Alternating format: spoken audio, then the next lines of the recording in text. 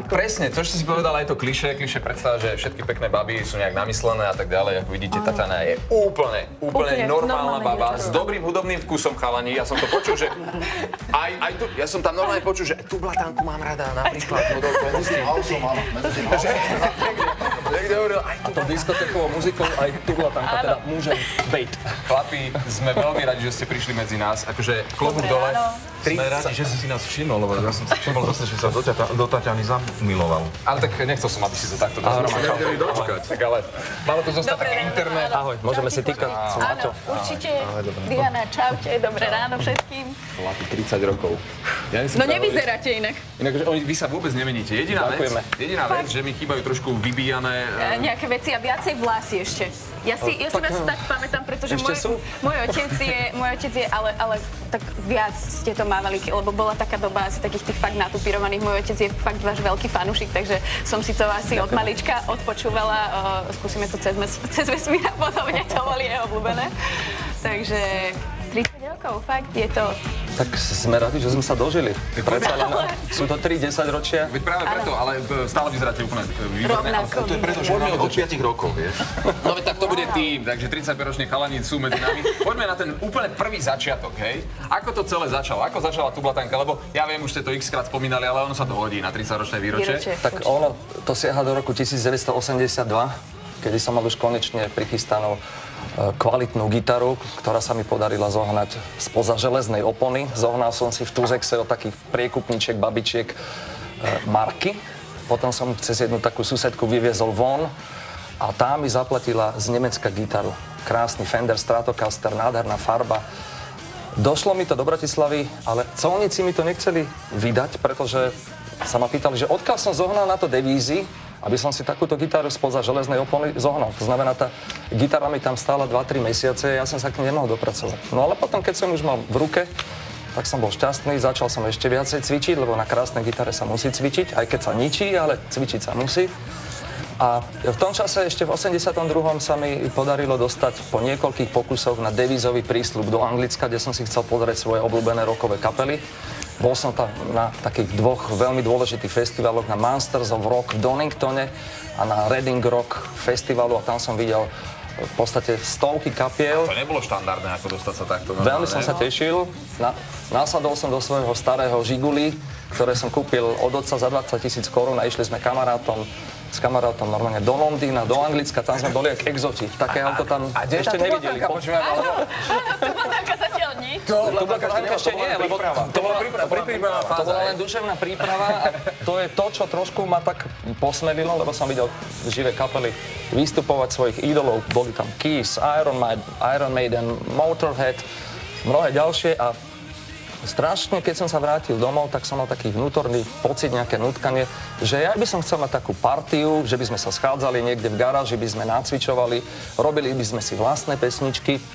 Zatiaľ som žiadnych muzikantov nemal. Tak ako ste sa spoznali teda? Kde? V tom čase ešte chalani nehrali so mnou, lebo oni pristúpili, vlastne Peťo má 10 rokov v tublatanke a Ďuro so mnou hrá 20 rokov. To je najdlhšie som to vydržal zo všetkých. Psychicky so mnou to najdlhšie vydržal. Ja doplním Maťa. Maťa vlastne chcel povedať to, že veľmi dôležitý na začiatku muzikánskej kariéry je ten impuls. To, čo ťa niekam posúva. A to bol práve to bol ten impuls a Maťa mal to šťastie, čo sme my potom ešte snímali ďalších 10 rokov, že dostať sa niekde a vidieť to naozaj, pretože tu nebolo možné vidieť, ja neviem, Rolling Stones alebo Iron Maiden.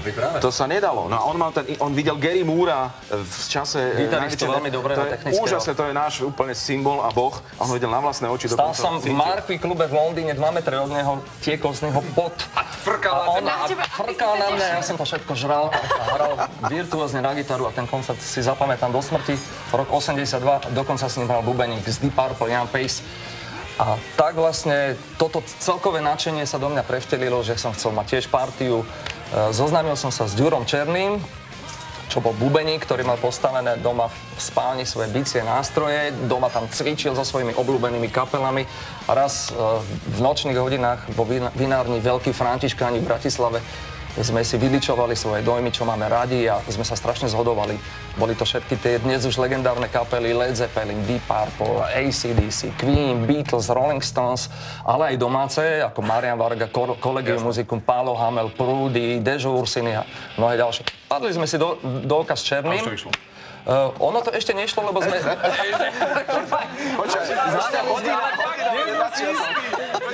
Za chvíľu sú televízne noviny, neviem.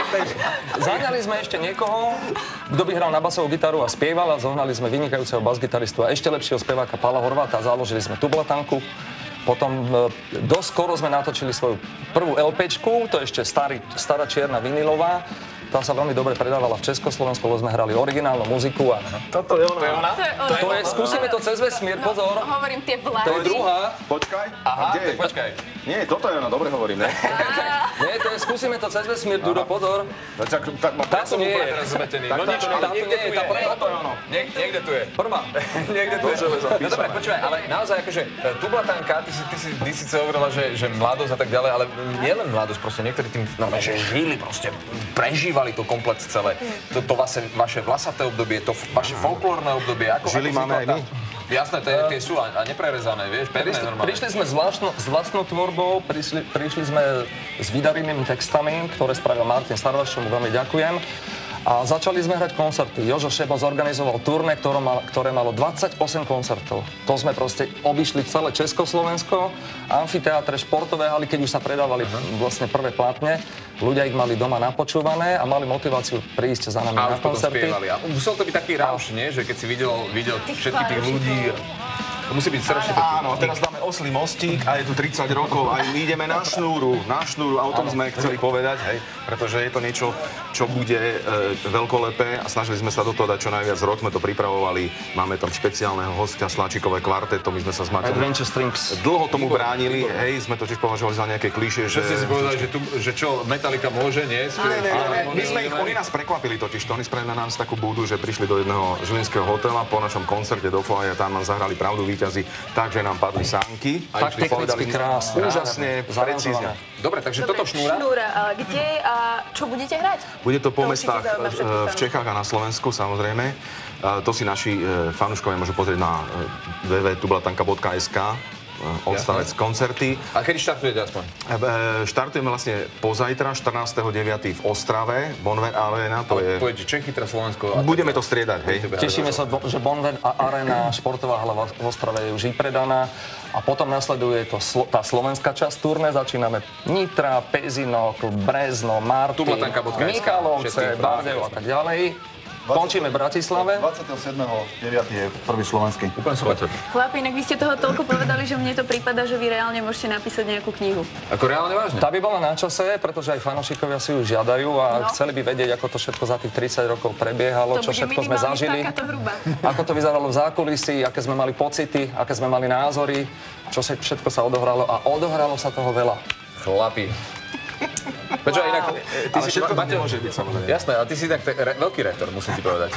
Ty si to tak išiel normálne, že od fundamentu. Maťo sa pripravil, pretože vieme, že vy v Teleráne, hlavne ty, Roman, ty si úplne génius v tomto. Ideš ako samopál, tá kadencia je ako samopál vzor 58. Takže my sme nachystaní a snažili sme sa povedať čo najviac. Chcem povedať, že vážime si všetkých fanúšikov, pozývame ich, budeme hrať show, ktoré bude trvať vyše 2 hodiny a zahráme prierez z celej tvorby a zároveň zahráme pesničky z každého doteraz vydaného CD albumu. Super. No, toto chceli všetci podľa mňa počuť. Toto je to perfektné. Ale chlapi, ako sme spomínali, vy ste aj také módne ikony svojho času boli, lebo fakt chodili ste tak a viacerí chceli byť ako chalani z Tublatanky a tak ďalej. Tak ideme sa venovať móde. Inak mne sa ešte viaže jedna príhoda, čo mi spomínal junior, Miňo Zimnikov, ktorou to cestou pozdravujem, že ty na koncertoch pred prípravou, že máš takú dobrú frázu, že chalani, naladte tú gitaru, musí štípať, tá gitara musí štípať, aby to tam bolo. A do uší poriadne fanúšikov. Ja to neznášam koncerty, kde je gitarová kapela a nie je ju počuť. Moju gitaru musí byť počuť. Takže Tublatanka, ako ste počuli, koncertné turné. Wow, super. Chlapi, ale nemusíte tu len tak sedieť. My tu máme Ľudsku, ktorá nám dnes varila parádne recepty, takže kľudne sa môžete naraňajkovať, ak nemáte proti polievkám a krémovým. Tak určite. Dobre, Tak nech sa páči. super, to si dajte.